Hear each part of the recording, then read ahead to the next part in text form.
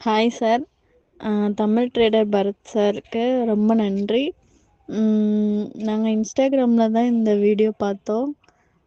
எனக்கு ஃபர்ஸ்ட்டு நம்பிக்கையே இல்ல. ஏன்னா நெறைய பேர் இந்த மாதிரி வீடியோ போட்டிருக்காங்க. ஆனா அவங்க கிட்ட நம்ம கிளாஸ் நான் ஜாயின் பண்ணியிருக்கேன். பண்ணப்போ அவங்க ப்ராஃபிட் எடுப்பாங்க. ஆனா நம்மளால எடுக்கவே முடியாது.